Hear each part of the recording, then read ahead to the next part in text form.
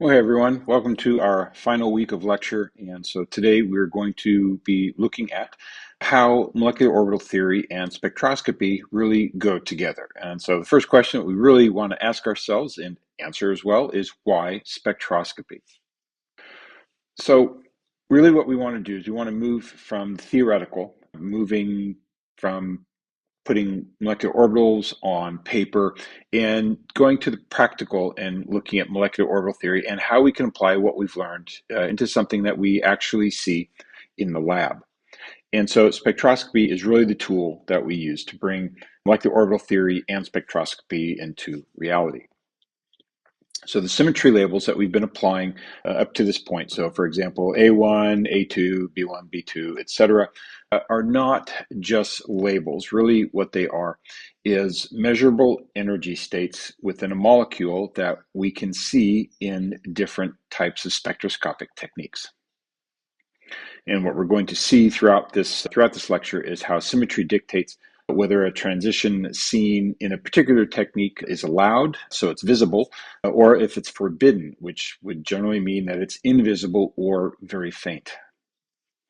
So let's look at kind of an underlying concept that goes through all of these different techniques. We're not going to address this concept specifically as we move through, but you'll see aspects of it as we go along. So we have things that are allowed, and these would be transitions, allowed transitions. And these are transitions that conserve the symmetry of the system. They tend to lead to high intensity, very clear peaks.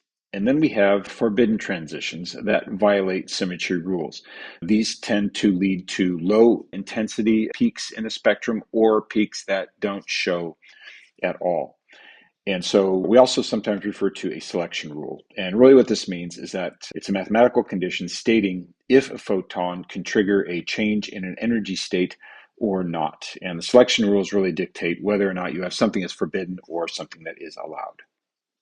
So what are the tools that we have? Specifically, we have infrared and Raman, and these really go together. And these two techniques provide information about bonds and molecular shape. We have photoelectron spectroscopy, or PES, which probes energy wells to map out molecular orbital energy levels, so we can actually see what the energy levels are. We've looked at tables where we look up, what's the energy of a 2s in lithium or a 2p in carbon. These come from photoelectron spectroscopy, and so we'll look at that technique. And then also a final one that we'll look at today is ultraviolet visible, VVIS. And here we're looking at orbital jumps within a molecular orbital diagram, and these really determine color and reactivity of a compound. And there we see a table of the various techniques, what they probe, and what kind of information they can give us. So we're going to look at each one of these techniques in detail.